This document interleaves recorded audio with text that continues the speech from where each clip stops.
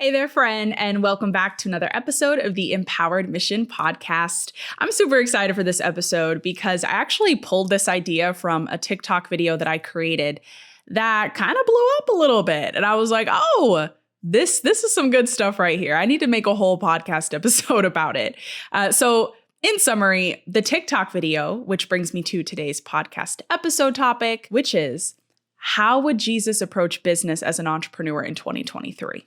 I was thinking so heavily about this because a lot of times I step into my control issues, my perfectionism issues, imposter syndrome, so many things that I mentally experience as an entrepreneur that just make me flat out struggle at the end of the day, right? So many things that I'm still trying to overcome, and I'm sure you are too. And I was just sitting there and I'm like, okay, literally, what would Jesus do in this situation? Not only what would Jesus do, how would Jesus think? How would Jesus, if he were in my shoes, how would he go about this process and this journey that I am currently on? I started thinking about that, and just these thoughts came pouring in as to how would Jesus approach it? And it gave me so much perspective and insight as to how I should approach it and how you can approach it as well. Okay, so I want to talk about three different ways that Jesus would approach business as an entrepreneur in 2023 and how you can do the same so you can find more peace and joy and success in your day-to-day life. Okay, so the first one, Jesus would approach business as his ministry. A lot of times we view those as two separate things, right? We have our business over here. And then when it comes to the ministry part, we're like, oh, we'll volunteer at the church. We'll start a nonprofit. Can you and should you do those things? Absolutely. But Jesus would view his business as his ministry. They would be one and the same.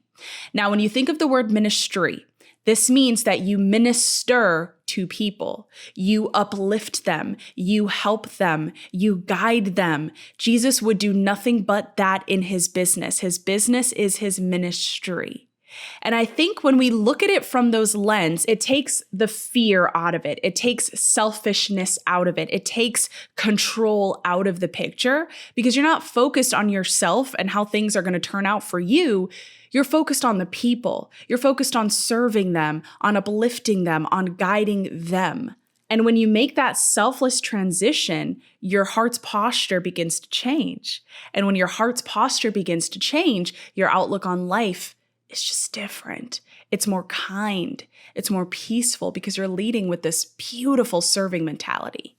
Okay, so the second way that I believe that Jesus would approach business as an entrepreneur in 2023, Jesus would not allow today's economy to drive fear in him. In today's economy, we have faced inflation. We've faced the dollar losing its value. We've seen prices go up like absolutely crazy. There's so much fear around the economy right now. It's insane. And I was thinking about this and I was like, Jesus would straight up have no fear about any of it. He wouldn't. And the reason why is because his faith does not reside in the government, in the economy, and how well it's doing. His faith would reside in his Father. His faith would reside in God alone.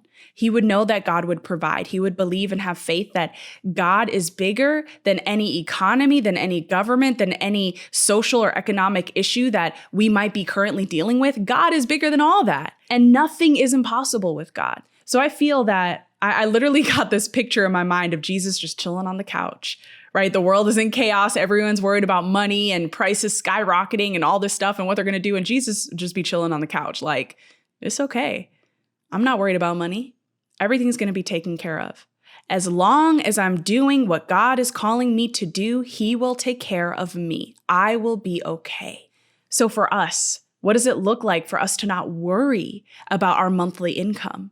To not worry about where it's going to come from, how we're going to do this, and money, to not worry about it. It matters for us to put in the hard work, right? It matters for us to put in the hard work. The Bible says that faith without works is dead. But what matters even more is where your faith resides in. Does it reside in God and the fact that he is your provider? Or does it reside in what you're seeing in your day-to-day world, such as the economic issues that we're facing? When I first thought about that, I was like, man, peace is so much more accessible to me now. Now that I'm truly trying to step into the mindset that Jesus would have about the economy, immediate peace the minute I thought about it like that. Now, last but not least, and this was probably my favorite realization in how Jesus would approach business as an entrepreneur in 2023 and how you can do the same. Jesus would not participate in hustle culture. I do not believe that Jesus would participate in hustle culture. Hustle culture is a common trend in 2023, especially in America and the United States. People have this mentality of hustle, go hard, go get it. If you don't hustle, if you're not up all hours of the night focusing and working on this and putting in all these hours, then you're not going to make it. You're not going to succeed. It's this mentality that honestly, I understand and I get because I have participated in hustle culture many times.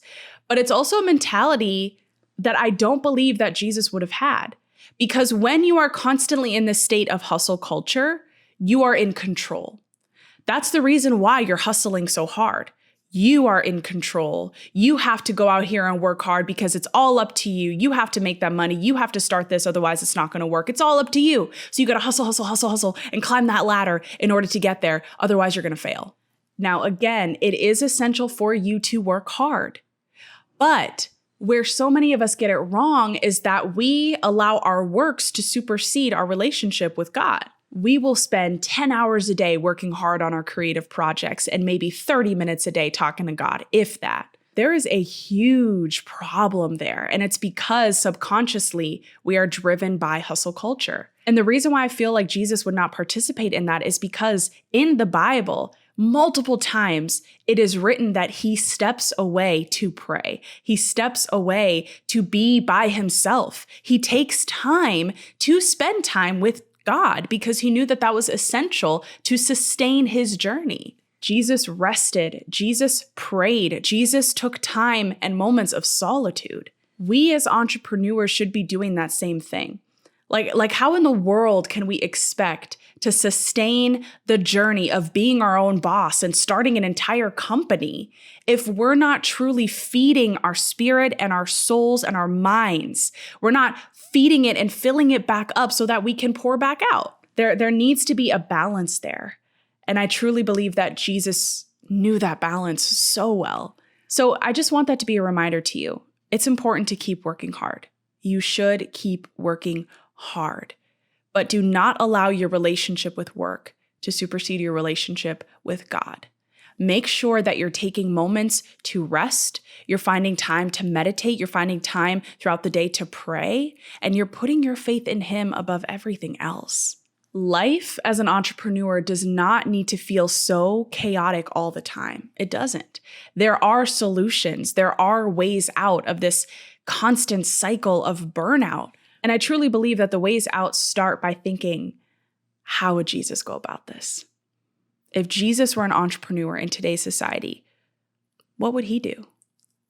How would he approach this? And if we take on that same attitude, that same mentality as Jesus did, I truly feel that we're going to find so much more peace, so much more contentment, so much more joy in our entrepreneurial processes because there's trust there. There's faith there. There's a whole different level of you that exists because of that new mentality that you took on. So let's do that together. Like, can we just make that promise to ourselves that we're going to work on that, right? Like we're going to find that healthy balance in our entrepreneurial journey. We're going to put on the same attitude that Jesus did so that we can go about this right.